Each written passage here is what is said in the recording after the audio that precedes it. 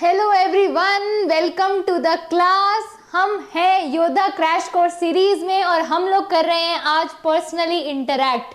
सबसे पहले मुझे बताओ कौन कौन है मेरी क्लास में यहाँ पे। मुझे बस एक अभिनव जी दिख रहे हैं। थोड़ा सा इंटरैक्ट कर लिया जाए, जब हमें मौका मिला ही है कि हम साथ में इंटरैक्ट कर सकें तो करते हैं। मैं हूँ आपकी एसएसटी की educator Pearl Batra at Rank Plus. आप मुझसे यहाँ पे कोई भी डाउट पूछ सकते हो, पढ़ाई के बारे में पूछ सकते हो, नॉट पढ़ाई में आता है जैसे कि मोटिवेशन, डिस्ट्रैक्शन, सिलेबस खत्म नहीं हुआ, सैम्पल पेपर, ये सब भी पूछ सकते हो। जो आपका मन करे हम वो पढ़ सकते हैं, ठीक है। तो आ जाओ, मुझे हाय तो बोल दो यार सब लोग। कौन कौन है? मुझे अभी तो कोई दिख नहीं रहा है। आई थिंक अभिनव है। और कौन कौन है? क्लासेस के लिए रेडी हो? ठीक है, तो आज हम पढ़ने वाले हैं रिसोर्सेज। मैंने पीपीटी कैसे बनाई है ना, यहां से कट गया।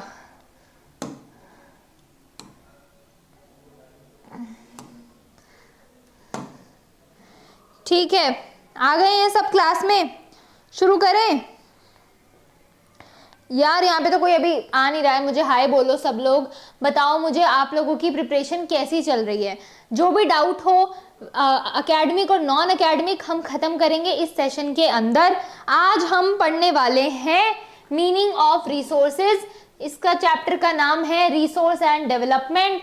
थोड़ा सा शायद ये यहाँ से कट गया है, पर चैप्टर का नाम है रिसोर्स एंड डेवलपमेंट। आपके ज्योग्राफी का पहला चैप्टर है ये। और मैं आपको बता दूं कि इस चैप्टर में जितना मेरा एक्सपीरियंस कहता है, कुछ भी ऐसा नहीं है जो बहुत ज्यादा समझा जाए।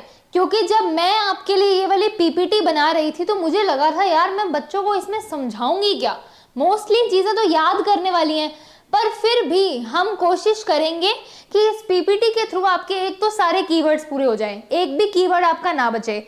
उसके अलावा दूसरी चीज हम ये करेंगे कि मैं आपको इसके साथ साथ मतलब क्लासेस के साथ साथ बताऊंगी कि आपके पेपर में क्या क्वेश्चन बन सकते हैं। तो जो आप लोग पूरी क्लास देख रहे हो ना बेटा, अगर आपने ये देख ली तो आपका रिसोर्स एंड डेवलपमेंट से नंबर पक्के हैं एकदम, ठीक है। तो मुझे सेशन हाय अभिनव, हाय मैम, हाय अभिनव, हाय। आप बताओ आपकी प्रिपरेशन कैसी चल रही है Abhinav? How is your preparation going on? बताओ मुझे। चलो, रिसोर्सेज एंड डेवलपमेंट में हम सबसे पहले पढ़ने वाले हैं। रिसोर्स एंड डेवलपमेंट में से कोई भी क्वेश्चन आता है तो ये जरूर आएगा कि डेफिनेशन ऑफ रिसोर्सेज क्या है।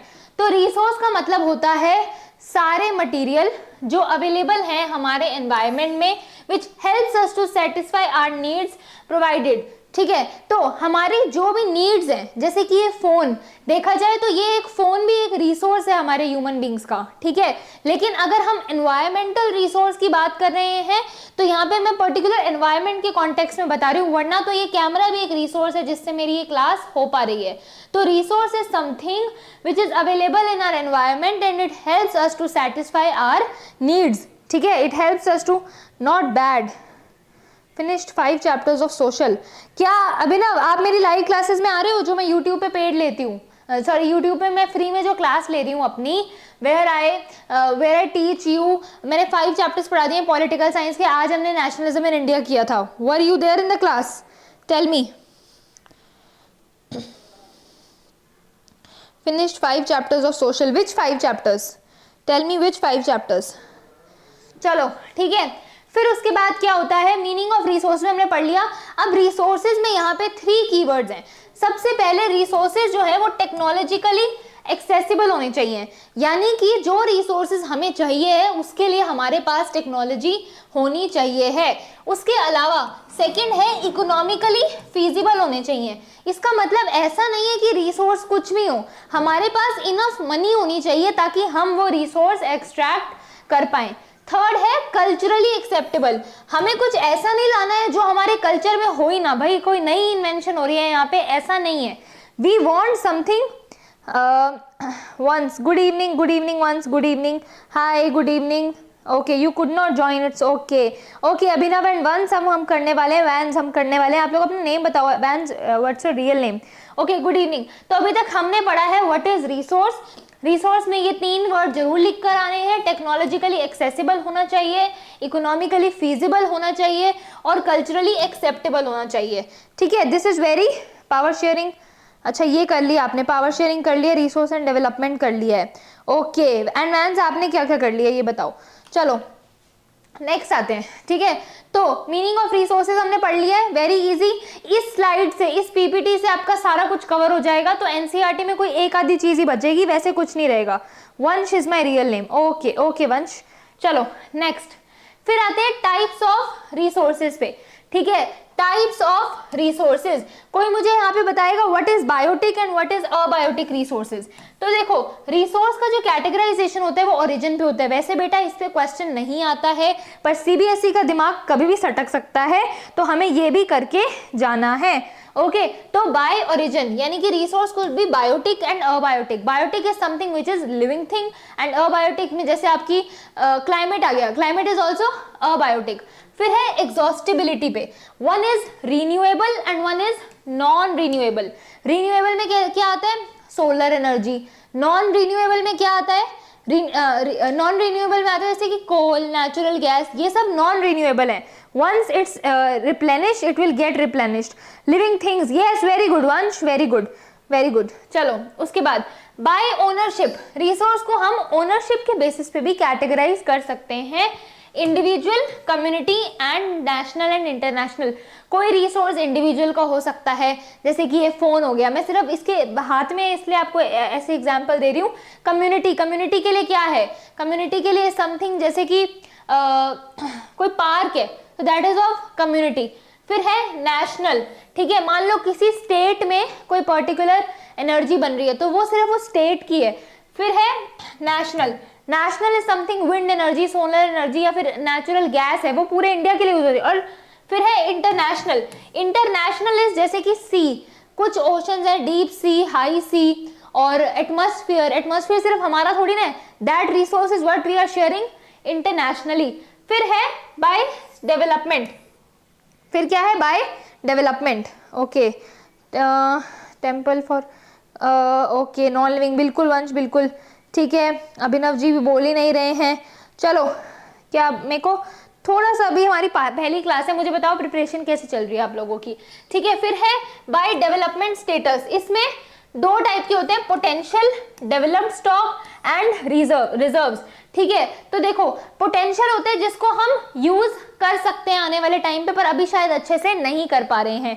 डेवलप्ड स्टॉक और रिजर्व्स जो होते हैं वो ऑलमोस्ट सिमिलर डेफिनेशन है, उसमें बहुत ही इतना सा फर्क है कि रिजर्व जो है वो पड़े हुए हैं एंड डेवलपमेंट स्टॉक को हम यूज करेंगे। वैसे ये चीजें आपकी ज्योग्राफी की एनसीईआरटी में नहीं है, बट हम जब यूपीएससी लेवल की पढ़ाई करते हैं तो ये दोनों को सेम ही माना जाता है।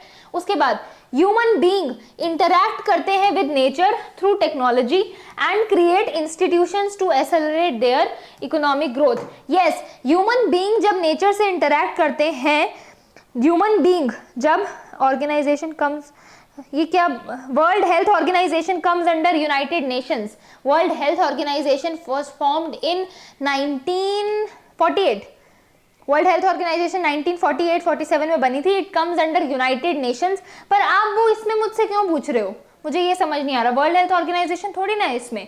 चलो फिर है ह्यूमन बीइंग जो है वो इंटरैक्ट करते हैं विद नेचर थ्रू टेक्नोलॉजी, ठीक है। बताएं बताएं, ह्यूमन बीइंग जो है वो इंटरैक्ट करते हैं with nature through technology and create institutions to accelerate their economic growth.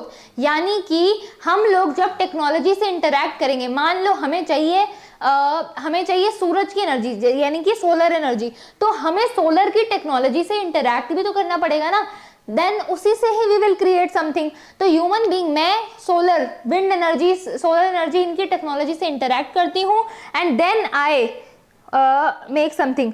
What you didn't understand, Abhinav आवाज तो सही आ रही है ना। ये थे टाइप ऑफ रिसोर्सेज।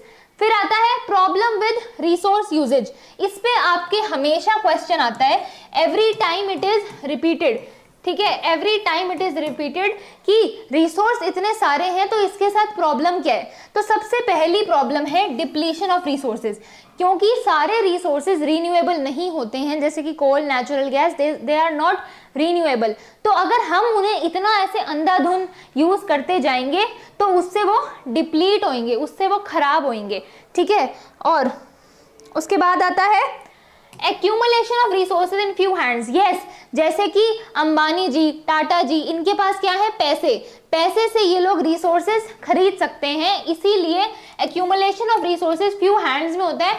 और जब ये होगा तो पुअर और रिच के बीच का डिवाइड बढ़ जाएगा। फिर आता है third point which is indiscriminate exploitation of resources, ये इससे रिलेटेड है। इनडिस्क्रिमिनेट एक्सप्लॉयटेशन कैसे करेगा, पावरफुल जो होते हैं वो लोग रिसोर्स को क्या करते हैं, एक्सप्लॉइट करते हैं with help of their status, with help of money, with help of status and with help of money. Yes, world health organisation बता दी। अभिनव आप कह रहे हो didn't understand, please let me know what you didn't understand, ये बताओ मुझे, ठीक है। उसके बाद हम ये वाली लाइन पे भी क्वेश्चन आ सकता है, ये मैं इसलिए स्पेशली लिख के लाई हूँ।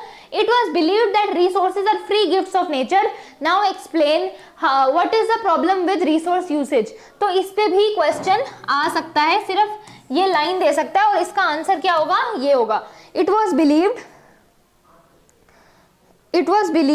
एक सेकेंड, हाँ, तो ये कहा जाता था कि रिसोर्स जो है वो फ्री गिफ्ट ऑफ नेचर है, पर क्या ऐसा है, बिल्कुल भी ऐसा नहीं है। रिसोर्स जो है वो एक दिन चले जाएंगे, it will not persist in our environment, so it is very important that we protect it. अब देखो बच्चों, मैं आपको बताती हूँ, इसमें क्या है ना, आपके इतने इजी क्वेश्चन आएंगे ना इस चैप्टर से, मतलब इतने इजी आने वाले हैं ना, कुछ नहीं इसमें पढ़ना, ज्यादा कुछ नहीं याद करना, बहुत बेसिक है। जो मैं आपको बता रही हूँ ये मैं बिना पढ़े आई हूँ, ठीक है। मैं आपको बता रही हूँ डिप्लीशन ऑफ रिसोर्सेज, सबको पता है कि अगर रिसोर्स का ओवर यूटिलाइजेशन होगा तो डिप्लीट होंगे, सबको पता है कि पावरफुल जो है वो रिसोर्स को कंट्रोल करते हैं, तो इसमें कुछ नया तो है ही नहीं। Now I understood, my wifi was kind of stuck, okay okay okay okay, ठीक है ठीक है, your wifi was in problem, अच्छा अच्छा, ठीक है। उसके बाद आता है why future of planet is in danger. बेटा देखो, आप दोनों मेरी बात सुनो, इस पे 100% क्वेश्चन आएगा। मैंने डायरेक्ट एनसीईआरटी से ये लाइन उठाई है कि फ्यूचर ऑफ प्लैनेट जो है वो डेंजर में क्यों है and why resource planning is essential. इन दोनों का मतलब सेम है, फ्यूचर जो है प्लैनेट का वो डेंजर में है, इसीलिए मैं आपको बताती हूँ वंश, हम अभी आते हैं उस पर पीछे जाते हैं, ठीक है। तो देखो, future of planet is in danger, तो फ्यूचर ऑफ प्लैनेट जो है वो डेंजर में क्यों है, ठीक है। तो इसीलिए है क्योंकि फ्यूचर ऑफ प्लैनेट डेंजर में है, इसीलिए तो हमें रिसोर्स के प्लानिंग की जरूरत है। ये दोनों चीजें आपस में सेम है, ठीक है। रिसोर्स प्लान क्यों हो रहा है, क्योंकि future of planet is in danger. मेरी आपसे रिक्वेस्ट है, आप ओके वंश, हाँ, आप लोग अपनी एनसीईआरटी खोल के बैठो, क्योंकि ये एनसीईआरटी की डायरेक्ट कॉपी लाइन है, ठीक है। मैंने सिर्फ इसको पॉइंट में दिया है, क्योंकि आप लोग क्या करते हो, आप लोग ना पॉइंट मार्क नहीं करते हो। आप इसको रख सकते हो, स्क्रीनशॉट ले सकते हो, कुछ भी कर सकते हो जो आपका मन हो, लेकिन एनसीईआरटी ही है ये। तो अगर साथ बैठे हो तो एनसीईआरटी कर लो, और क्वेश्चन साथ साथ कवर हो रहे हैं। मैं बाद में इसलिए क्वेश्चन नहीं लाई ताकि एक भी टॉपिक से क्वेश्चन मिस ना हो, समझ गए, समझ गए। चलो एक काम करते हैं, वंश जी बोल रहे हैं कि उन्हें resource are limited in supply, बिल्कुल, resource are limited in supply, बिल्कुल। तो वंश जी बोल रहे हैं इनको स्टॉक और रिजर्व्स में फर्क जानना है, तो अभिनव जी आप बता दो कमेंट में इन्हें, देखते हैं। जो डाउट अभिनव को होगा मैं वो वंश से पूछ लूंगी, जो वंश को होगा अभिनव से पूछ लूंगी। अभी आप दोनों जने इंटरैक्ट करो, तो चलो इसका आंसर मुझे अभिनव जी देंगे। चलो, why future of planet is in danger and why resource planning is essential. तो देखो, ये क्यों एसेंशियल है, क्योंकि कुछ स्टेट जो है वो डेफिशिएंट होते हैं कुछ रिसोर्सेज में, जैसे कि राजस्थान, मैं राजस्थान पे हूँ, वो एरिड रीजन है, वहाँ पे मॉइस्चर बहुत ज़्यादा है, ह्यूमिडिटी बहुत ज़्यादा है, तो वहाँ पे पानी की बहुत ज़्यादा कमी होती है। तो इसीलिए रिसोर्स प्लानिंग नेसेसरी है, क्योंकि ऐसा अनइक्वल डिस्ट्रीब्यूशन है रिसोर्सेज का। कुछ स्टेट्स के पास बहुत ज़्यादा रिसोर्सेज है और कुछ के पास है ही नहीं। जैसे कि वाटर, जो आप जाओगे साउथ की जगह पे जहाँ पे नदियाँ बह रही हैं वहाँ पे बहुत वाटर है, लेकिन राजस्थान जैसे एरिया में जहाँ पे सैंड ड्यून्स है वहाँ पानी है ही नहीं। तो इसीलिए रिसोर्स प्लानिंग जरूरी है। अनइक्वल डिस्ट्रीब्यूशन है, बिल्कुल, हमने अभी बात करी, इससे पुअर और रिच का जो डिवाइड है वो बढ़ता है। पुअर और रिच का डिवाइड जिस कंट्री में बढ़ता है वहां की इकोनॉमी कभी खुश नहीं रह सकती है। वहां की resources are unevenly over the surface of the earth. Yes, बिल्कुल बिल्कुल सही बात है, बिल्कुल। चलो, फिर है एक्सप्लॉइटेशन। हमने पहले वाले उसमें पढ़ा कि जब हम रिसोर्स को एक्सप्लॉइट करते हैं तो उनका डिप्लीशन होता है, डिप्लीशन ना हो इसीलिए we need we need future, we need planet, sorry we need planning, planning is important ताकि एक्सप्लॉइट ना हो। फिर है promotes national development, very important. अगर सही चीज़ों से चीज़ें प्लान होंगी कुछ एनवायरनमेंट के लिए, जैसे कि अगर आप मानो environment protection act, wild life protection act, ये सब एनवायरनमेंट के लिए हो रहा था, रिसोर्सेज के लिए हो रहा था, वाइल्ड लाइफ। अगर हम बात करें कुछ एनिमल्स की, वो भी हमारे लिए रिसोर्सेज है, हालांकि मैं उन्हें ऑब्जेक्टिफाई नहीं कर रही हूँ, but they are of great importance of our country. तो अगर हम देखें कि टाइगर को बचाने के लिए जो प्रोजेक्ट शुरू होते हैं, एशियन वाइट टाइगर, इन सबको बचाने के लिए, तो वो भी रिसोर्स कंजर्वेशन का ही पार्ट है। आप चाहो तो इसमें वाइट टाइगर का एग्जाम्पल दे सकते हो। क्या दे सकते हो? वाइट टाइगर का मस्ट बी चेक्ड। यस, बिल्कुल अभिनव, बिल्कुल सही कह रहे हैं। ठीक है, तो इसमें आप एग्जाम्पल किसका दे सकते हो? वाइट टाइगर का एग्जाम्पल दे सकते हो। इसमें कुछ भी ऐसा नहीं आया है अभी तक जो नया, मतलब जो आपको याद कर के अलावा हो। समझा मैंने पूरा दिया है, आप इसको याद कर लो। इसमें आप वाइट टाइगर का एग्जाम्पल दे सकते हो कि अगर रिसोर्स कंजर्व होंगे तो पूरा नेशनल डेवलपमेंट होगा। चलो नेक्स्ट। अब देखो ये है याद करने वाली चीज, ये मैं लिख कर लाई हूं आपके लिए। This is to remember, this is to Bengal tiger. Yes, बिल्कुल, yes, Asian white tiger, Bengal tiger, very good Vansh, very good. चलो ये आपको याद करना है, मैं आपको सिर्फ समझा देती हूँ। तो देखो, कोई मुझे बताएगा अर्थ डे कब मनाया जाता है? Can anyone tell me when is Earth Day? Bengal tiger, yes, Earth Day कब मनाया जाता है? फटाफट मुझे बताओ अर्थ डे कब मनाया जाता है। तो देखो, रियो दे जेनेरियो में अर्थ समिट होता है विच इज इन 1992। ठीक है, ये डेट बहुत याद रखने की है क्योंकि हमारे एनवायरनमेंट का ये एक हिस्टोरिक मूव है। ठीक है, हमारे एनवायरनमेंट का बंगाल टाइगर, हाँ बताओ, अर्थ डे बताओ। हमारे एनवायरनमेंट का ये एक बहुत ही हिस्टोरिक मूव है। उसके बाद क्या आता है? इन जून 1992 100 स्टेट्स मिलते हैं कहाँ पे? Rio de Janeiro. अब ये भी क्वेश्चन आएगा आपके पेपर में, that where is Rio de Janeiro? कौन सी कंट्री में रियो दे जेनेरियो जहाँ पे अर्थ समिट हुआ था? तो उसका आंसर क्या है? ब्राजील। ठीक है, Rio de Janeiro is in Brazil for the first international summit. इसमें क्या हुआ था? एनवायरमेंट प्रोटेक्शन की बात करी थी, सोशो इकोनॉमिक डेवलपमेंट की बात करी थी। यहाँ पे ये लेकर आए थे, रियो कन्वेंशन बोला जाता है, जहाँ पे इन्होंने बोला दो चीजें आई यहाँ पे। क्या आया? फॉरेस्ट प्रिंसिपल आए, अबाउट कंजर्विंग ऑफ फॉरेस्ट। ठीक है, फॉरेस्ट प्रिंसिपल आए, और क्या आया यहाँ पे? एजेंडा 21 आया। अब देखो एजेंडा 21 क्या था?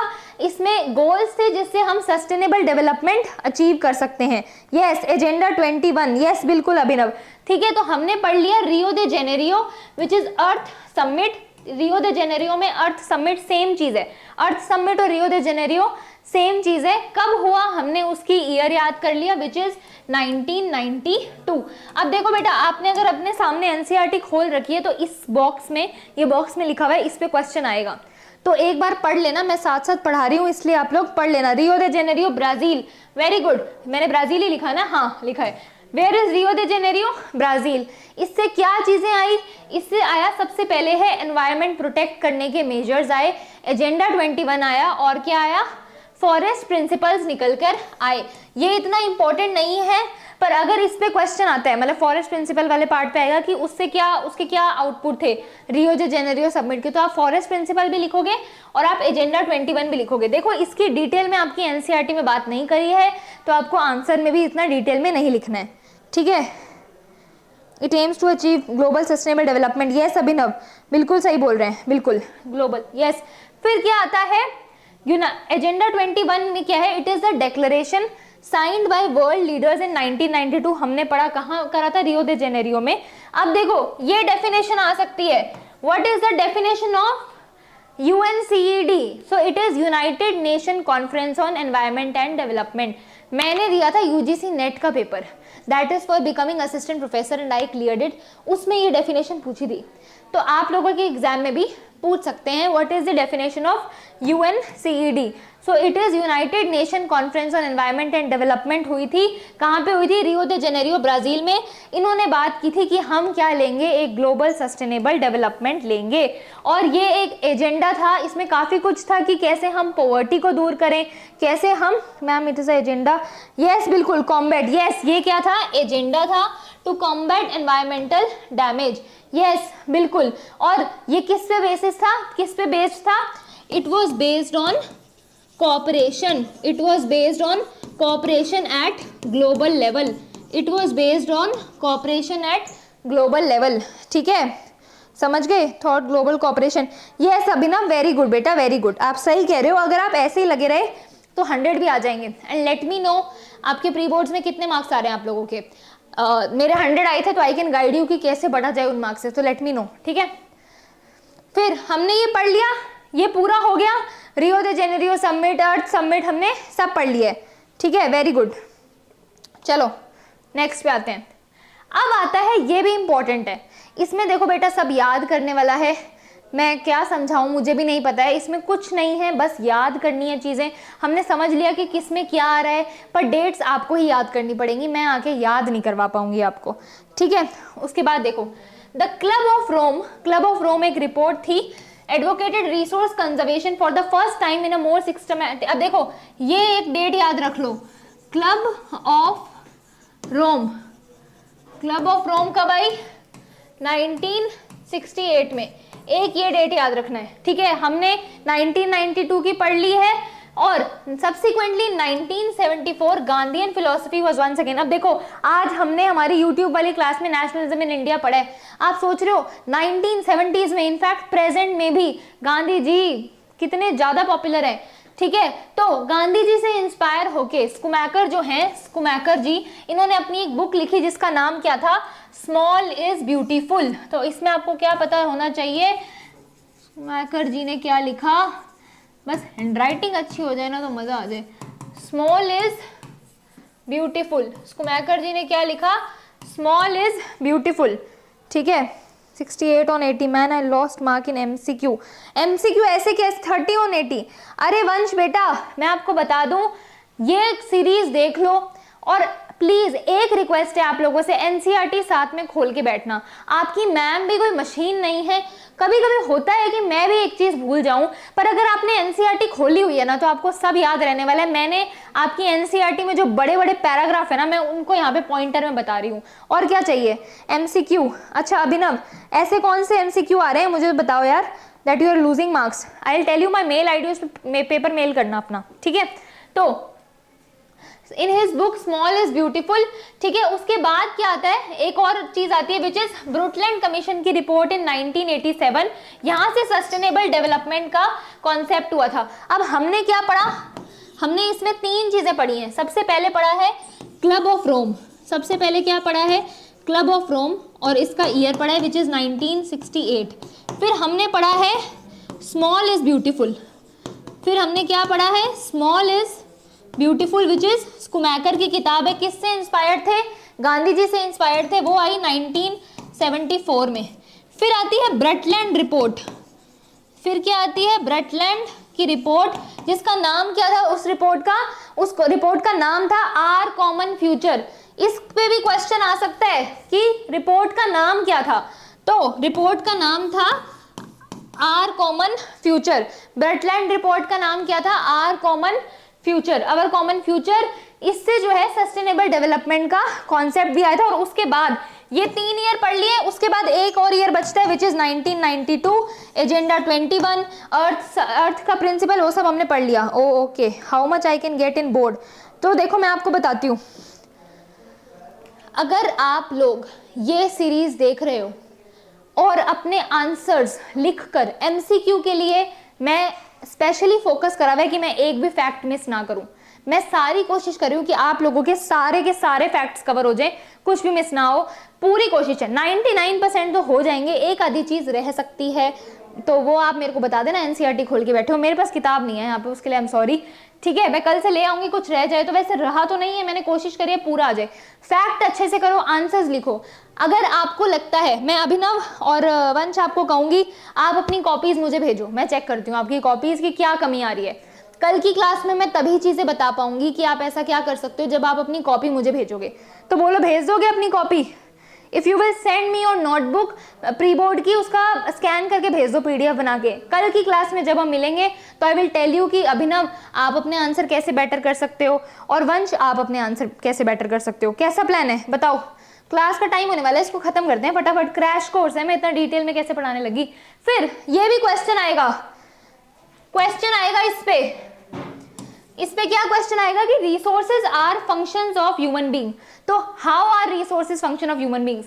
ठीक है, तो रिसोर्सेज ह्यूमन बीइंग के फंक्शन इसीलिए हैं क्योंकि human being and resources are interrelated. क्या आप देखते हो कि इस प्लैनेट पे कोई और स्पीसीज रिसोर्सेज यूज करती हो? कोई भी यूज नहीं करता। तो ह्यूमन बीइंग उसको यूज करते हैं, इसलिए resources are function of human being. Resource जो है वो कैरेक्टरिस्टिक है। अब इसी पॉइंट में आंसर लिख के आना है, इसका स्क्रीनशॉट ले लेना। रिसोर्सेज जो है वो कैरेक्टरिस्टिक्स हैं, इसका मतलब ह्यूमन एक्टिविटीज के बिना ह्यूमन रिसोर्स को हम ट्रांसफॉर्म नहीं कर सकते। मान लो हमें चश्मा बनाना है, तो चश्मा बनाने के लिए भी तो हमें ह्यूमन लोग चाहिए ना, जो इसको तोड़ सके, मरोड़ सके, टेक्नोलॉजी लगा सके। तो इसीलिए फिर resources are required for plenty of improvement purposes. Yes, resources का यूज क्यों है? ताकि ह्यूमन बीइंग के लिए ही चीजें इंप्रूव हो। यस मैम, ठीक है वंश, क्लास के बाद मेल आईडी दूंगी, आज रात तक अपनी कॉपी जो है स्कैन करके भेज देना, फिर मैं बताऊंगी कि कैसे नंबर लाने हैं और कहाँ गड़बड़ कर रहे हो आप।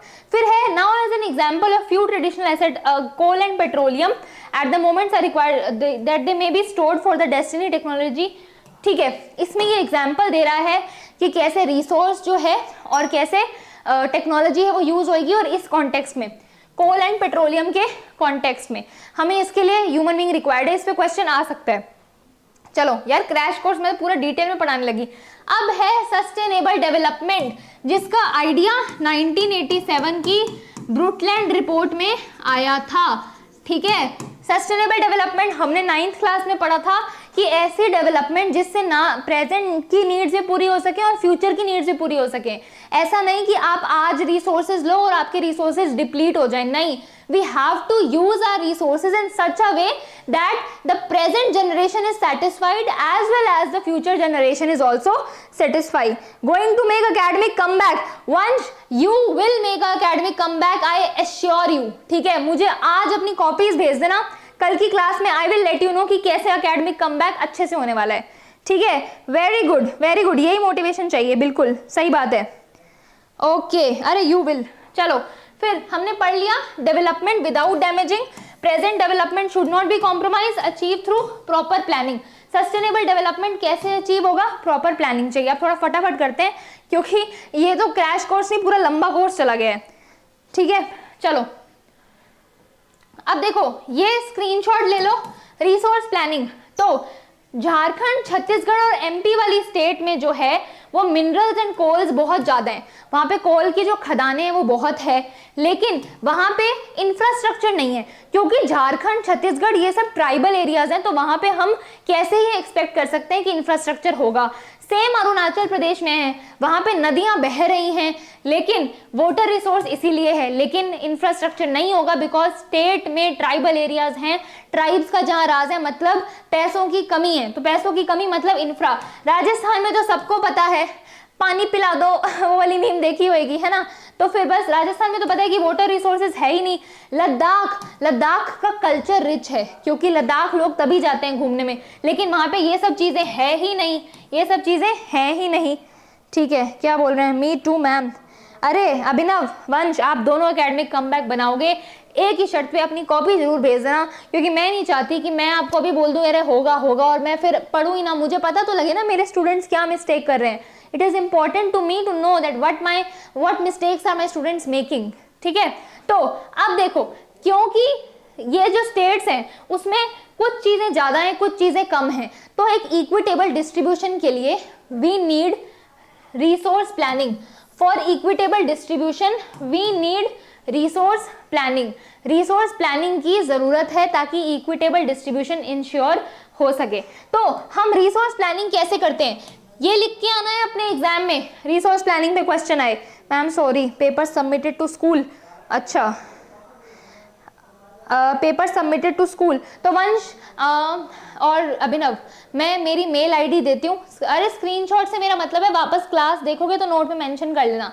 मैं आपको ये बता रही हूँ कि एक काम करते हैं, मेल आईडी देती हूँ, उस पर मुझे डिटेल में बताना कि आपकी क्या मिस्टेक हो रही है, क्योंकि हम यहाँ बात करेंगे तो ये रह जाएगा।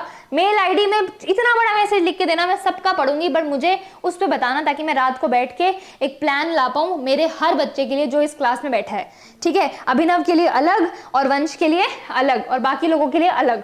चलो फिर है steps of resource planning. Resource planning कैसे होएगी? सबसे पहले कुछ भी चीज प्लान करनी है तो हमें आइडेंटिफाई करना पड़ता है कि हमारी कंट्री के पास क्या कितने रिसोर्सेज है, इन्वेंट्री कितनी है। जैसे यहाँ पे हमने आइडेंटिफाई करा कि किस स्टेट में क्या ज्यादा है। दूसरा पॉइंट है हमें क्या करना पड़ेगा, एक प्लानिंग स्ट्रक्चर लाना पड़ेगा पूरा कि क्या टेक्नोलॉजी लगेगी, क्या स्किल लगेंगे और क्या सेटअप चाहिए हमें जिससे हमारा रिसोर्स डेवलपमेंट हो सके। तीसरे नंबर पे हमें मैच करना पड़ेगा कि जो हमारे गोल हैं वो क्या नेशनल डेवलपमेंट पे अलाइन कर रहे हैं, पूरा जो हम सोच रहे हैं वो पूरे देश के लेवल पे अलाइन हो रहा है या नहीं हो रहा है, ठीक है। चलो नेक्स्ट, ठीक है, ये आ गई द क्लब ऑफ रोम, ये वापस आ गया है, इसको मैंने आपको पूरा बता दिया है। क्लब ऑफ रोम आई 1968 में, गांधीयन से इंस्पायर होकर 74 में स्मॉल इज ब्यूटीफुल आया है, सस्टेनेबल डेवलपमेंट ब्रटलैंड कमीशन में आया 1987 में, और रियो दे जेनेरियो ब्राजील में forest principal agenda 21। We have done it, पूरा कर चुके हैं हम लोग। चलो नेक्स्ट, कंजर्वेशन ऑफ रिसोर्सेज, ठीक है। कंजर्वेशन ऑफ रिसोर्सेज पे अगर क्वेश्चन आता है तो गांधी जी का ये कोट लिख कर आना है। आपकी बुक में स्पेशली ये कोट लिखा हुआ है गांधी जी। देखो और कोई कह रहा था एमसीक्यू बहुत रॉन्ग होते हैं, बेटा मैंने जो इतने एग्जाम दिए ना उसमें सब में एमसीक्यू होते हैं और इतना पढ़ के आज तक मेरे भी होते हैं। तो एमसीक्यू का एक ही तरीका है, प्रैक्टिस प्रैक्टिस एंड प्रैक्टिस, बिना प्रैक्टिस के नहीं होगा। कौन से टाइप ऑफ एमसीक्यू गलत हो रहे हैं ये मुझे आप बताओगे तो मेरे को क्लियर हो जाएगा अभिनव। चलो गांधी जी बोलते हैं, वंश आप भी बता दो, गांधी जी बोलते हैं कि अगर आपकी नीड है ना तो बहुत कुछ अवेलेबल है, लेकिन आपकी ग्रीड है ना तो कुछ अवेलेबल नहीं है। आज अगर मेरे को फोन चाहिए है तो बहुत फोन पड़े हैं, लेकिन मेरी ग्रीड है अगर आईफोन लेने की है या कोई महंगा फोन लेने की है तो वो ग्रीड है। नीड एंड ग्रीड में देयर इज अ डिफरेंस, ठीक है। तो उसके बाद कंजर्वेशन ऑफ रिसोर्सेज क्यों इंपॉर्टेंट है, क्योंकि रिसोर्सेज जरूरी हैं, रिसोर्सेज आर वेरी वाइटल, ठीक है। आप अपना आंसर शुरू ऐसे कर सकते हो कि resources are vital for any development activity, पर क्योंकि लोग इसका इररेशनल कंजम्पशन कर रहे हैं, इररेशनल कंजम्पशन यानी कि रिच और पुअर इररेशनल कर रहे हैं, कोई ज्यादा कर रहा है कोई कम कर रहा है, इक्विटेबल नहीं है और ओवर यूटिलाइजेशन हो रहा है, ठीक है। जिस चीज की जितनी जरूरत है उससे ज्यादा we are utilising those things, over utilisation हो रहा है। इसकी वजह से socio economic and environmental problems आ रही हैं। यस, जब हमारे रिसोर्सेज डिप्लीट हो रहे हैं, हमारे रिसोर्सेज रिप्लेनिश हो रहे हैं because of our problem, because of we not using it correctly, इसकी वजह से क्या हो रहा है, एनवायरमेंटल प्रॉब्लम हो रही है और सोशो इकोनॉमिक डिवाइड बढ़ रहा है, डिवाइड रिच और पुअर के बीच में बढ़ रहा है। Tough for me, question and answer, MCQ easy for me, okay वंश ओके, ठीक है। तो आपको मेल आईडी दूंगी, भेजना, रात को नहीं भेजा अगर आपने आज की क्या दिक्कत आ रही और फिर कल आके बोलो कि मैम मुझसे नहीं हो रहा तो मैं नहीं करवा पाऊंगी। मुझे बताओ पर्टिकुलर एक एक चीज, एक एक डाउट बताओ एसएसटी में कि क्या दिक्कत है, फिर मैं आपको सॉल्व कर दूंगी, वो ये मेरी गारंटी है। आप बताने वाले बनो। अब क्या है, हम स्टेप्स पढ़ेंगे इंटरनेशनल लेवल पे जो रिसोर्स कंजर्वेशन के लिए हुए हैं, क्रैश कोर्स। तो अब देखो ये वेरी इंपॉर्टेंट है, ये क्वेश्चन वेरी इंपॉर्टेंट है कि लैंड एक नेचुरल रिसोर्स अटमोस्ट इंपॉर्टेंस का क्यों है। 1 मार्कर के लिए बहुत इंपॉर्टेंट है क्योंकि लैंड पे ही सारी वेजिटेशन है, लैंड पे ही वाइल्ड लाइफ है, लैंड पे ही हम हैं, लैंड पे ही सारी एक्टिविटीज हैं, ट्रांसपोर्ट है, सब कुछ है। तो जब सब कुछ, यहाँ मैं खड़ी हूँ, आप अपने घर में बैठे हो, वो लैंड पे ही तो हो रहा है। तो ये सब चीजें जब लैंड पे होंगी, so that's why land is of utmost importance. Okay next, फिर है लैंड रिसोर्सेज। अब देखो इसको हम पढ़ते हैं लैंड रिसोर्सेज में फॉरेस्ट। फॉरेस्ट में क्या आ गया, फॉरेस्ट का क्या मतलब है, फॉरेस्ट मतलब जंगल, ठीक है। ये तो मेरे को समझाने की जरूरत नहीं है। फॉरेस्ट क्या है, लैंड, फिर आता है लैंड रिसोर्सेज में एक तो आ गया फॉरेस्ट जहां पे सारे वाइल्ड लाइफ रह रही है, पेड़ पौधे उगे हुए हैं, सब कुछ वो फॉरेस्ट में आ गया, वेजिटेशन हो रहा है। फिर है land not available for cultivation. अब देखो नॉट अवेलेबल फॉर कल्टीवेशन में एक आता है बैरन एंड वेस्ट लैंड, हम इसको और आगे डिस्कस करेंगे, ठीक है। बैरन एंड वेस्ट लैंड, बैरन मतलब जो बिल्कुल हिंदी में क्या बोलूं मैं बैरन को, जो बिल्कुल बरानी एरिया होता है जिसमें हम कल्टीवेशन कर ही नहीं पा रहे हैं, और अगर करेंगे तो बहुत इंप्रूवमेंट की नीड है, उस लैंड को फर्टाइल बनाना पड़ेगा, वो होता है बैरन लैंड, ठीक है। और कुछ लैंड होता है जो नॉन एग्रीकल्चरल यूज के लिए होते हैं, नॉन एग्रीकल्चरल यूज के लिए, जैसे कि ये लैंड, क्या इस लैंड पे एग्रीकल्चरल यूज हो रहा है? नहीं, इस लैंड पे आपकी क्लास चल रही है, so this is a non agricultural land, ठीक है। उसके बाद नेक्स्ट फिर है लैंड जो होता है other uncultivable land excluding fallow land.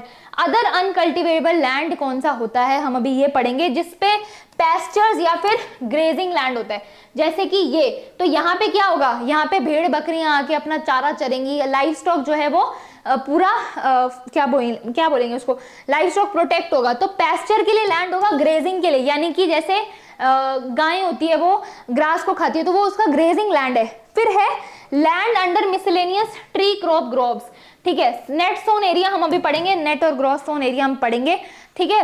तो land under miscellaneous tree crop, यानी कि उन लैंड पे जहां पे ऐसे ही पेड़ वेड़ उगाए हुए हैं, ठीक है। फिर आता है culturable waste land. Culturable waste land वो होता है, बच्चा करेक्ट डेफिनेशन बता रहा है कि culturable waste land is something जिसपे 5 साल से 5 ईयर्स से आपने कोई भी वो नहीं करा। Also land meant from, yes बिल्कुल बिल्कुल Abhinav ji, divide into agricultural land and forest land, Abhinav ji very good very good, ठीक है। कल्चरेबल वेस्ट लैंड है जिस लैंड पे आपने 5 साल से कोई कल्टीवेशन नहीं किया, उसके रीजंस बहुत सारे हो सकते हैं, ठीक है। फिर आता है लैंड यूटिलाइजेशन। अब देखो नेट सोन एरिया और gross sown area, gross sown area में बहुत फर्क है, इसको हम पढ़ेंगे। पहले देखते हैं फेलो लैंड। फेलो लैंड में 2 टाइप होता है, सबसे पहले होता है current fellow land. Current fellow land वो होता है जिसमें 1 साल या 1 साल से कम में आपने कल्टीवेशन नहीं करा है ड्यू टू एनी रीजन, कोई भी रीजन हो सकता है। फिर होता है other than current fellow. Other than current fellow में होता है जो अनकल्टिवेटेड है 1 से 5 साल के लिए। फिर होता है कल्चरेबल, फिर हमने पीछे वाली स्लाइड में पढ़ा है कल्चरेबल वेस्ट लैंड, कल्चरेबल जिसको 5+ ईयर से जो अनकल्टिवेटेड है। अब देखो नेट सोन एरिया और ग्रॉस सोन एरिया में सब कंफ्यूज करते हैं, तो मैं आपको बताती हूँ। नेट सोन एरिया और gross sown 1960 the land under forest, yes yes very good, ये है, ये जो आपका टेबल बना हुआ है उसकी बात हो रही है, वेरी गुड। बट मैं इसमें टेबल इसलिए नहीं लेके आई हूँ क्योंकि वो हम सेशन के एंड में करेंगे, वो हो जाएगा आपका, डोंट वरी। तो नेट सोन एरिया और ग्रॉस सोन एरिया में क्या फर्क है? नेट सोन एरिया होता है, मान लो ये लैंड है, ठीक है, मान लो ये लैंड है, आपने इसमें चावल उगाए हैं, ठीक है, आपने इसमें राइस उगाए हैं, ठीक है। तो नेट सोन एरिया में क्या होता है, आपने इसमें चावल उगाए हैं तो ये एक ही बार उगाए, तो ये हो गया नेट सोन एरिया, जितना एरिया में आपने कल्टीवेशन करा है।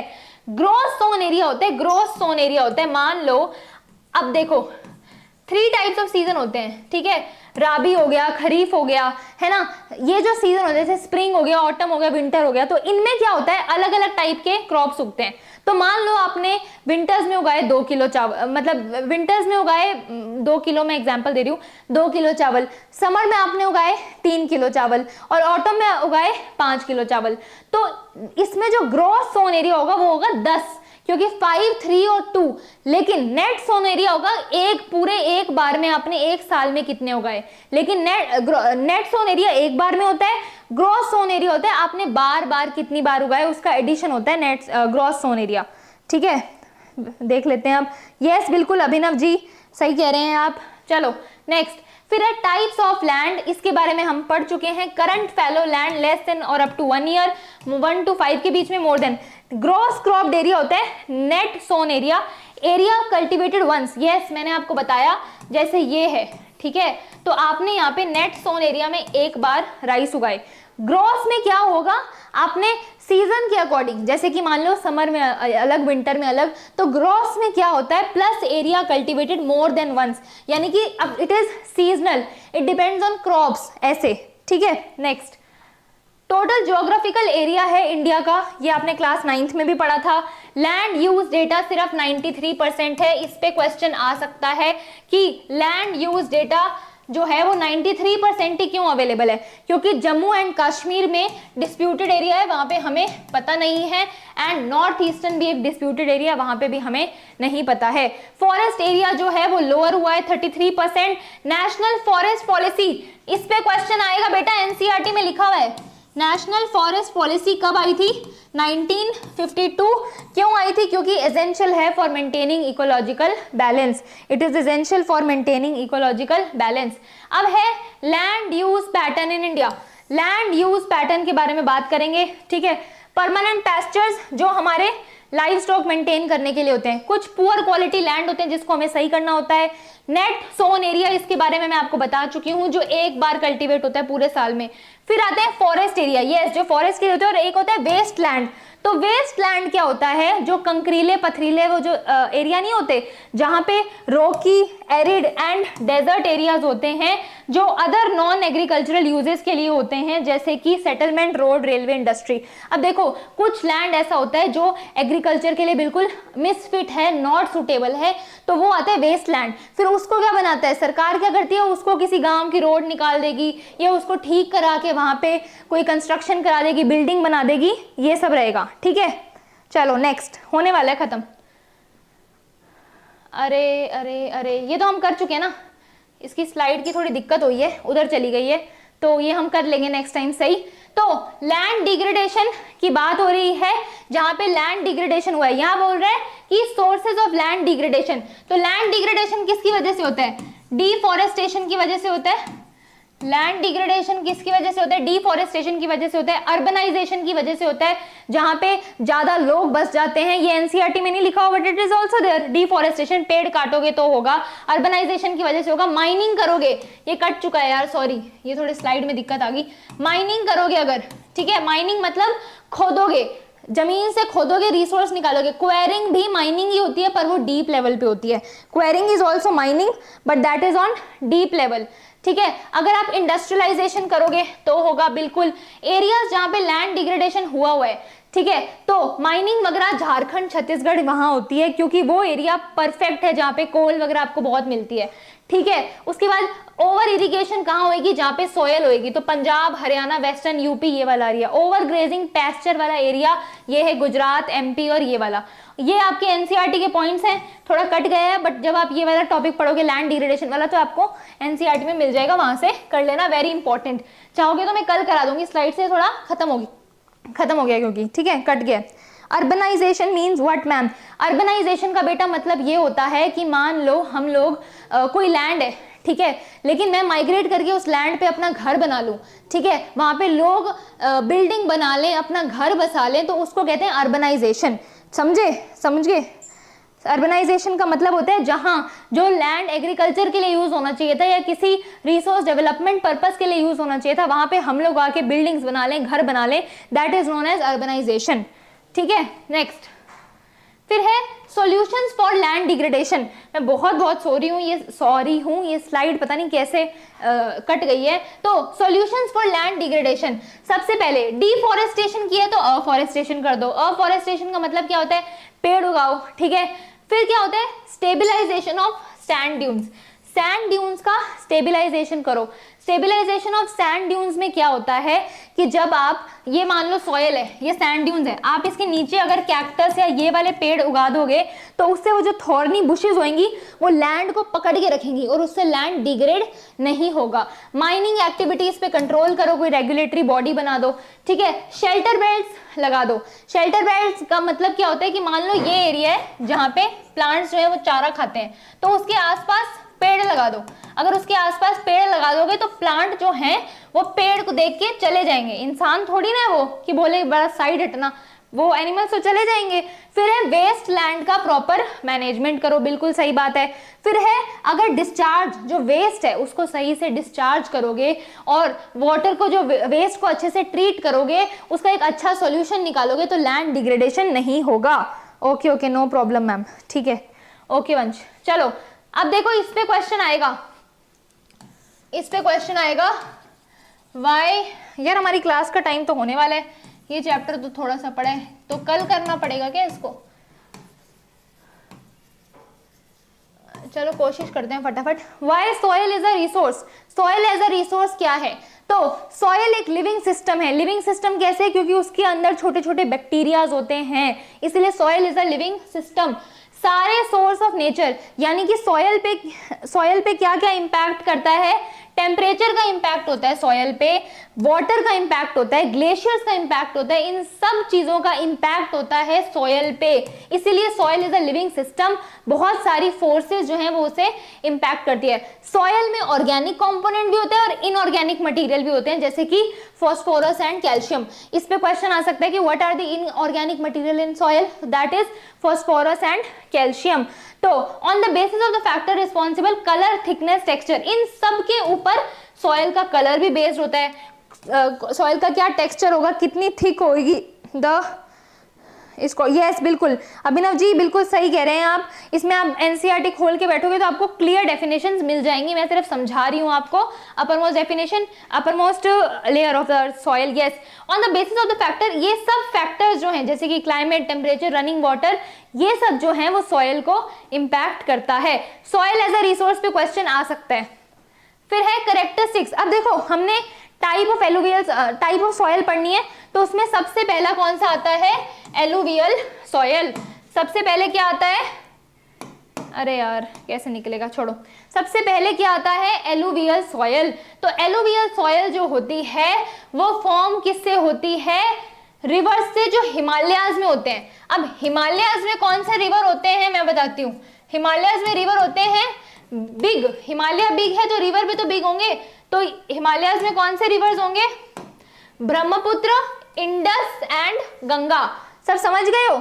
सब समझ गए? हिमालय से एलुवियल सॉइल जो है वो सबसे अच्छी सॉइल है। तो सबसे अच्छी सॉइल कहां से आएगी? हिमालय से आएगी। हिमालयाज में कौन सा रिवर है? बिग रिवर है, Brahmaputra, Indus and Indus and Ganga. Brahmaputra, Indus and, yes, map work करवाया जाएगा आपको। इसके साथ साथ मैं आपको बता रही हूँ, बट मैं कोशिश मेरी ये रहती है कि पहले थ्योरी पढ़ा दो, फिर जब ज्योग्राफी कंप्लीट हो जाएगी ना तो सारा मैप वर्क ले आएंगे। पर अगर आप चाहते हो कि एकदम साथ साथ चाहिए तो साथ साथ हो जाएगा, ठीक है। मैं चाहती हूँ कि एक ही क्लास में से बर्डन ना हो आप लोगों के ऊपर, बट हम थ्योरी पूरी पढ़ने वाले हैं और क्वेश्चन साथ साथ कर रहे हैं प्रैक्टिस। फिर है कॉम्पोजिशन। अब ये जो सॉइल है ये इतनी अच्छी होती है क्योंकि ये पोटेशियम में रिच होती है, इसमें फॉस्फोरस भी होता है, ठीक है, इसीलिए this soil is so much rich. लेकिन इसमें नाइट्रोजन और हमस की कमी होती है। हमस क्या होता है? ऑर्गेनिक मटेरियल होता है सॉइल का, इसमें इसकी कमी होती है। फिर इसका टेक्सचर, अब देखो बेटा इसमें ना कुछ समझने वाला है नहीं, इसीलिए मैं अलग से पॉइंट्स लिख कर आई हूँ। मैं बस आपको ये बता रही हूँ कि ये कहाँ से ओरिजिन होती है, क्या कॉम्पोजिशन है, इसको आपको याद करना पड़ेगा। अगर कोई टीचर बोलता है कि नहीं इसको कुछ याद नहीं करना तो वो गलत है बेटा, थोड़ा सा याद करना पड़ेगा, आंसर अच्छे लिखने हैं। तो एलुवियल सॉइल पे क्वेश्चन आएगा तो ये सब लिख कर आना है। एनसीईआरटी में आप मार्क कर सकते हो वरना नोट बना सकते हो इसका। फिर टेक्सचर, टेक्सचर या तो ये सैंडी हो सकती है या क्लेई हो सकती है, ठीक है। स्मूथ टेक्सचर होता है, इतनी अच्छी सॉइल है तो फर्टाइल होएगी। तो क्या होएगी? फर्टाइल होएगी, फर्टाइल होएगी, ठीक है। और क्या होगी? स्मूथ होएगी इन texture. Highly fertile, highly fertile है। अगर कोई सॉइल फर्टाइल है तो उस पर राइस, वीट, शुगरकेन, इन सब का कल्टीवेशन बहुत ही अच्छे से होगा। उसके बाद देख लेते हैं फिर कहाँ कहाँ मिलती है ये। तो ये मिलती है नदन प्लेन्स पे। कहाँ पे? Punjab, Haryana, UP and West Bengal. Punjab, Haryana, UP and West Bengal, ठीक है। इसको कैसे याद करोगे? हब, हाँ ठीक है। एलुवियल सॉइल इतनी ज्यादा है ना कि उसका हब पड़ चुका है पॉइल मैम के पास। तो हब Haryana, UP, Bengal and sorry Haryana, UP जो है, वेस्ट बंगाल एंड बिहार, ठीक है। फिर है रिवर में भी मिलती है along eastern and western coastal.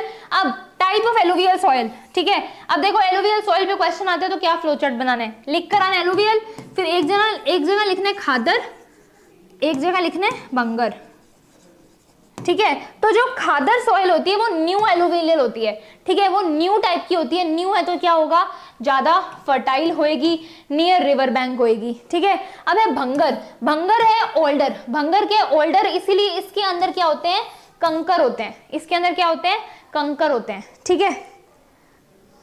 इसके अंदर क्या होते हैं? कंकर। अब है ब्लैक सॉइल, वेरी इंपॉर्टेंट। अब क्या है? Black soil. तो ब्लैक सॉइल के दो नाम है, ब्लैक सॉइल के दो नाम है। इसको बोलते हैं रिगुर सॉइल या फिर ब्लैक कॉटन सॉइल। इस पे भी क्वेश्चन आता है। इस पे भी क्वेश्चन आता है कि black soil is known as regur soil या फिर ब्लैक कॉटन सॉयल। ये जो है ये लावा से बनती है, जब अर्थ का लावा कूल डाउन हो जाता है उससे बनती है, डेकन ट्रैप रीजन में है, form from weathering of volcanic lava after cooling down. ये जो होती है इसमें मॉइस्चर होता है, ठीक है, इसमें क्या होता है, गिलगिली मिट्टी होती है ना, गिलगिली, तो ब्लैक सॉयल इज गिलगिली मिट्टी, गिलगिली है तो स्टिकी तो होएगी ही, स्टिकी तो होएगी ही, ठीक है। अब क्या है, इसमें फॉस्फोरिक कंटेंट नहीं होता है, ये याद रखना है ब्लैक सॉयल का एग्जांपल कि इसमें फॉस्फोरिक कंटेंट नहीं होता है, लेकिन कैल्शियम होता है, मैग्नीशियम होता है, ये सब होता है। ये बहुत मेन डिफरेंस है। आपसे क्वेश्चन पूछेंगे in which soil phosphoric content is poor, तो वो कौन सी है, ब्लैक सॉयल। महाराष्ट्र में मिलती है, एमपी में मिलती है, गुजरात, आंध्र प्रदेश एंड कर्नाटका, यहाँ मिलती है, ठीक है। फिर है हाई फर्टिलिटी होती है, हाँ, क्योंकि गीली मिट्टी है तो इरिगेशन तो चाहिए, इरिगेशन या हाइड्रेशन चाहिए है, पर अगर हाइड्रेशन अच्छे से मिलेगा तो इट इज फर्टाइल, हाइड्रेशन अच्छे से मिलेगा तो इट इज फर्टाइल, फर्टिलिटी है इसकी। फिर है रेड एंड येलो सॉयल, ये भी इंपॉर्टेंट है। रेड कलर क्यों होता है, क्योंकि उसमें आयरन का कंटेंट ज्यादा होता है, लेकिन जब आयरन पे रेनफॉल पड़ती है, पानी पड़ता है, तो वो क्या हो जाती है, येलो कलर का हो जाता है, ठीक है। और ये वेस्टर्न घाट्स में मिलती है, फाउंड इन वेस्टर्न घाट्स और लो रेनफॉल एरियाज, ठीक है, लो रेनफॉल एरियाज में ज्यादा मिलती है, जहां पे बरसातें कम होती हैं, तभी बोला है वेस्टर्न घाट्स में ज्यादा मिलती है, ठीक है। आ जाओ नेक्स्ट पे। फिर है लेटराइट सॉयल, अभी ना वंश मजे आ रहे हैं ना। फिर क्या है, लेटराइट सॉयल। लेटराइट सॉयल जो होती है वो कहाँ मिलती है, जहाँ पे रेनफॉल बहुत ज्यादा हो और टेम्परेचर भी बहुत ज्यादा हो। लेटराइट सॉयल जहाँ पे टेम्परेचर हो और रेनफॉल हो, ये रिच होती है आयरन ऑक्साइड में और एल्यूमिनियम में, बट नाइट्रोजन और ऑर्गेनिक मैटर में डेफिशिएंट होती है, सॉरी, ठीक है। तो लेटराइट सॉयल किसमें ज्यादा होती है, इसमें आयरन भी है और एल्यूमिनियम भी है, पर इसमें नाइट्रोजन नहीं है। ये लेटराइट है तो red to yellow in colour है, red to yellow in colour है, क्योंकि रेड टू येलो क्यों है, क्योंकि इसमें आयरन ऑक्साइड है, आयरन ऑक्साइड है, नाइट्रोजन की कमी है पर आयरन भर भर के है। ये लेटराइट सॉयल कहाँ मिलेगी, जहां पे रेनफॉल बहुत ज्यादा है। रेनफॉल आपको भी पता है, रेनफॉल कहाँ ज्यादा होता है, ट्रॉपिकल एरियाज में ज्यादा होता है। लेटराइट सॉयल जिनको चाय कॉफी ये सब पसंद है, रबर यहाँ पे उगाया जाता है, वेस्टर्न घाट्स में, ओडिशा में, छत्तीसगढ़ में एंड पार्ट्स ऑफ असम में मिलती है। ये सॉयल एसिडिक होती है, तो कोई सॉयल अगर एसिडिक है तो उसका पीएच जो है वो 7 से कम होगा। क्योंकि एसिडिक क्यों है, क्योंकि बहुत ज्यादा रेनफॉल होती है, इसको प्रॉपर ट्रीटमेंट चाहिए होता है। लेटराइट सॉयल किसके लिए एसेंशियल है, ब्रिक मेकिंग, अगर आपको सीमेंट कंस्ट्रक्शन इन सब का काम है तो आपको लेटराइट सॉयल चाहिए है। अगर आप इस पे अच्छे से काम नहीं करोगे, इस पे अच्छे से वो नहीं करोगे, इसको ग्रो नहीं करोगे, तो फर्टाइल नहीं रहेगी। यस मैम, ओके अभिनव, यार कमेंट्स, यस मैम, ठीक है, बिल्कुल बिल्कुल। इसको देखो बेटा, मैंने आपको सारा बता दिया है, एनसीईआरटी के सारे पॉइंट्स बता दिए हैं। अब ये आपको याद करना पड़ेगा, मैं बार बार बोल रही हूँ बेटा, मैंने जितना हो सकता था समझा दिया, अब मैं आपको याद नहीं करवा पाऊंगी, वो आपको खुद करना है, और वो याद कैसे होगा, बार बार रिवाइज करके। Once you revise things again and again you remember that, ठीक है, तो ये याद रखना। अब लास्ट टॉप एरिड सॉइल पे आ जाते हैं, फिर फॉरेस्ट सॉइल खत्म, फिर फॉरेस्ट इरोजन तो ईजी है। एरिड सॉइल, एरिड सॉइल कहाँ मिलती है, राजस्थान वाले इलाकों में, क्योंकि वहां पे रेनफॉल नहीं होता है, जहां पे रेनफॉल नहीं होता है वहां मिलती है एरिड सॉइल, जैसे कि राजस्थान, पंजाब। ये सैंडी होती है and saline nature, erosion, yes, arid soil में बहुत ज्यादा इरोजन होता है, एरिड सॉइल में इरोजन बहुत ज्यादा होता है। इसमें ऑर्गेनिक मैटर कम होता है लेकिन सॉल्युबल सॉल्ट होती है। इसका कलर सबको पता है, रेड तक ऐसा होता है क्योंकि इसमें आयरन ऑक्साइड होता है। इसको इरिगेशन चाहिए होता है, एरिड सॉइल मतलब पानी कम है तो ऑफ कोर्स इसको पानी चाहिए, तो इट रिक्वायर्स इरिगेशन, ठीक है। ये मिलेट व्हीट इन क्रॉप्स के लिए अच्छी है। हैज अ टेंडेंसी, हाँ, ड्राई पीरियड में क्रस्ट बना लेती है, ऐसे क्रस्ट बना लेती है सॉइल के बीच में। फिर है poor fertility, yes, arid soil है, जो बरानी जमीनें होती है वहां मिलती है, तो पुअर फर्टिलिटी है, पर अगर इसमें पानी मिलेगा, if you hydrate it, if you give water to it, so it will be useful for like fertile land, समझे। चलो, फॉरेस्ट सॉइल, फॉरेस्ट सॉइल को माउंटेन सॉइल भी बोलते हैं। ये जो होती हैं, ये जो हैं लेस वाटर में होती हैं, लेस वाटर में कोर्स ऐसे हार्ड बन जाती हैं, ठीक है, और अपर स्लोप्स पे मिलती हैं। और ये जो हैं फॉरेस्ट सॉयल जो हैं ये स्नो कवर्ड हिमालयाज, यानी कि अब देखो these soil experience denudation and are acidic. अब देखो अगर मान लो रेनफॉल है, जब रेनफॉल एसिडिक हो सकती है, हमने पहले पढ़ा, तो स्नोफॉल भी तो एसिडिक होगी, ठीक है। तो फॉरेस्ट सॉयल जो है ये डेन्यूडेशन कर देती है, यानी कि सॉयल डिस्ट्रॉय हो जाती है, क्योंकि रेनफॉल स्नोफॉल जो है वो एसिडिक होती है। डेन्यूडेशन जो है वो फॉरेस्ट सॉयल का मेजर पार्ट है, विच इज कि जो सॉयल है वो डिस्ट्रॉय हो जाती है, क्योंकि स्नोफॉल ही जो है वो एसिडिक होती है। Snowfall is acidic. ये कहाँ होती है? Jammu and Kashmir, Himachal Pradesh and Uttarakhand. ये पढ़ लिया हमने, कर लिया। माउंटेन्स में मिलती हैं, snow covered areas of Himalayas में मिलती हैं। डेन्यूडेशन मतलब जब snowfall he acidic in nature हो, ठीक है। लास्ट सॉइल इरोजन, लास्ट पढ़ने वाले हैं सॉइल इरोजन, ठीक है। सॉइल इरोजन क्या है? जब जो सॉइल की ऊपर की कवर है वो उड़ जाए, ठीक है, जो सॉइल का ऊपर का कवर है जब वो उड़ जाता है, that is known as soil erosion. इसका मतलब है डेन्यूडेशन, यानी कि उड़ जाना ऑफ द सॉइल कवर और उसका वॉश डाउन हो जाना। अब सब इसकी डेफिनेशन अच्छे से याद करेंगे, क्योंकि इससे हमेशा 3 मार्क का क्वेश्चन आता है, इससे हमेशा 3 मार्क का क्वेश्चन आता है, ठीक है। The denudation of the soil cover, और ये, ठीक है, जैसे कि डिफॉरेस्टेशन अगर आप करोगे, पेड़ जो है वो काटोगे, ओवर ग्रेजिंग करोगे, जब प्लांट ही जो एनिमल्स हैं वो चर लेंगे घास, ये जो उसका ऊपर का एरिया है, तो फिर सॉइल की टॉप मोस्ट लेयर तो उड़ी जाएगी ना। कंस्ट्रक्शन, माइनिंग इनकी वजह से होता है। ये ह्यूमन मेड है, ये ह्यूमन मेड है सॉइल का एक्टिविटीज, ये ह्यूमन मेड है। लेकिन जो नेचुरल फोर्सेस है वो है विंड की वजह से सॉइल इरोजन होना। मिट्टी इतनी जोर से आ रही है कि ऊपर लेयर ऑफ द सॉइल को उड़ाकर चली गई। ग्लेशियर्स की वजह से, वाटर की वजह से, रनिंग वाटर इतना तेजी से आ रहा है कि सॉइल की ऊपर की परत ही उड़ जाए, ठीक है। तो running water comes to the clayey soil and makes deep channels as gullies. इस पे भी आएगा व्हाट इज गलीज, इस पे आएगा, ये देख लो व्हाट इज गलीज, 100% क्वेश्चन आएगा, लिख लो। मैंने समझा दिया है कि गलीज क्या होती है, इस पे 100% क्वेश्चन आएगा। गलीज होती हैं जब रनिंग वाटर आता है, रनिंग वाटर आता है ऐसे, यहां से रनिंग वाटर आ रहा है, वो सॉयल के बीच में ऐसे निकल रहा है, तो वो गलीज बना रहा है। आपकी एनसीईआरटी में पिक्चर भी है, ये देखो, ये गलीज बन रही है, ठीक है। और जब लैंड जो है अनफिट होता है, इस गलीज को चंबल बेसिन में, यानी कि चंबल कहाँ है मुझे बता देना, चंबल रीजन में अगर गलीज बनती है तो उसको रेवाइन कहते हैं। इस पे 2 क्वेश्चन आएंगे, एक तो गलीज क्या है, एक रेवाइन क्या है, एक सॉयल इरोजन क्या है, एक सॉयल इरोजन क्या है, गलीज क्या है, रेवाइन क्या है एंड सॉयल इरोजन क्या है। We control by ploughing, yes very good, we control by ploughing and using strip grass check, waste, yes Abhinav, yes.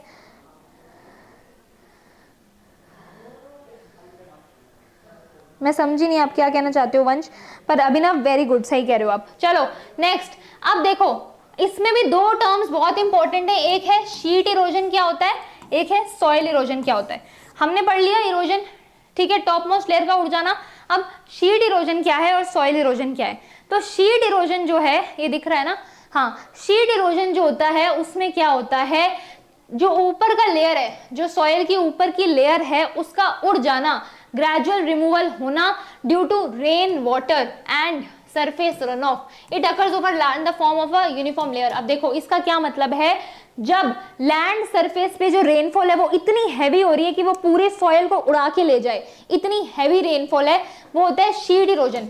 और सॉइल इरोजन जब कब होता है, जब हम रॉन्ग वे में खोदते हैं, प्लॉइंग जो है वो हम ऐसे करते हैं ना उसको ऐसे, तो वो रॉन्ग वे में जब हम करते हैं, that is up and down the slope, ठीक है। तो जब हम उसको उल्टी डायरेक्शन में करें तो वो होता है, teaching is too fast ma'am, oh अच्छा, तो बताओ कैसे स्लो करें, नेक्स्ट सेशन में थोड़ा स्लो करते हैं, ये क्रैश कोर्स है बेटा इसलिए फास्ट है, ठीक है। तो हम इसको पूरा ऐसे डिटेल में एक्सप्लेन नहीं कर सकते, एक दिन में एक चैप्टर करना है, इसीलिए आप इसको वापस देखोगे आपको हो जाएगा। और मैंने कोशिश करी है कि सारे पॉइंटर्स इन्वॉल्व रखें, ठीक है। अब है ये देखो Abhinav ji, yes I mean to control, yes very good Abhinav ji, ये हैं different ways of soil erosion. Vansh आप चिंता मत करो, हम कोशिश करेंगे थोड़ा धीरे चलें, पर चैप्टर इतना बड़ा है। क्रैश कोर्स का मतलब ये होता है कि जो इंपॉर्टेंट है मैं आपको बताऊं और समझाऊं और बता दूं, ये याद कर लो। हम इसको इतना डिटेल में नहीं पढ़ सकते, इसलिए आई एम फास्ट। देखो अभी भी टाइम एक्सीड हो गया है, ठीक है वंश। और मैं अभी बता रही हूँ मेल आईडी, उस पर अपने डाउट्स भेज देना कि क्या क्या दिक्कत है और कल क्लास में आ जाना। Different ways for soil conservation, different ways क्या है, काउंटर प्लॉइंग करो। काउंटर प्लॉइंग में क्या होता है, contour ploughing works as speed breaker, ये याद रखना। काउंटर प्लॉइंग का मतलब होता है जो ये लाइन है उसके अपोजिट में प्लॉइंग करना, ताकि वाटर की जो स्पीड है, फ्लो ऑफ वाटर है, वो कम हो जाए। ठीक है, अगर ऐसे होनी है तो ऐसे, ठीक है, ताकि वाटर की स्पीड जो है वो डेसेलरेट हो सके। फिर क्या आता है, टेरेस कल्टीवेशन। टेरेस कल्टीवेशन आपकी एनसीईआरटी में नहीं लिखा हुआ है, सिर्फ इतना पता है that it restricts erosion and agricultural practice है जो वेस्टर्न और सेंट्रल हिमालयस में करी जाती है।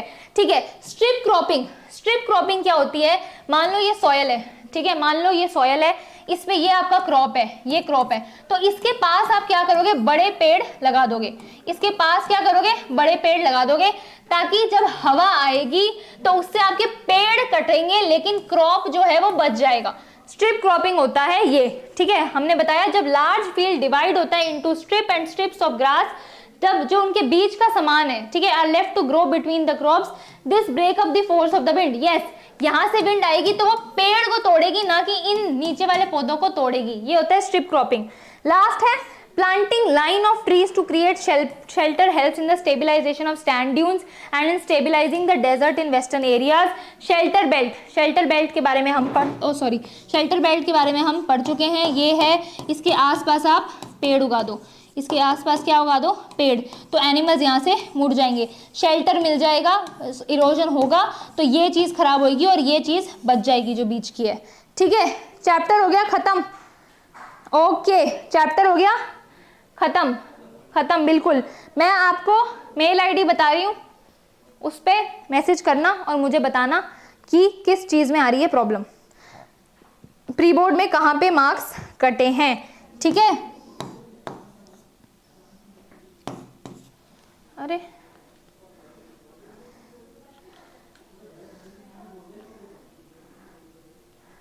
लिखा क्यों नहीं जा रहा है भाई,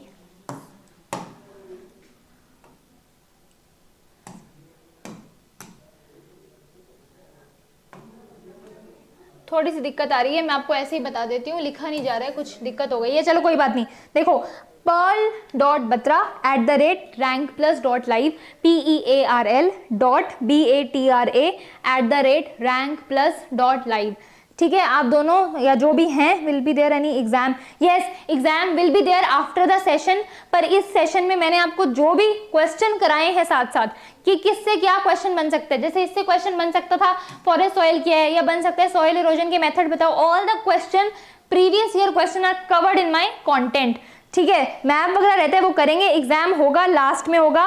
मैं आपको मेल आईडी बता चुकी हूँ, आप दोनों बच्चे प्लीज मुझे ये बताना कि क्या आपके प्री बोर्ड में प्रॉब्लम हुई है, इसका समाधान मैं नेक्स्ट क्लास में लाऊंगी। यहाँ पे आप लोग इतना लिख नहीं पाओगे, इसलिए I am giving you my mail ID. Go slow.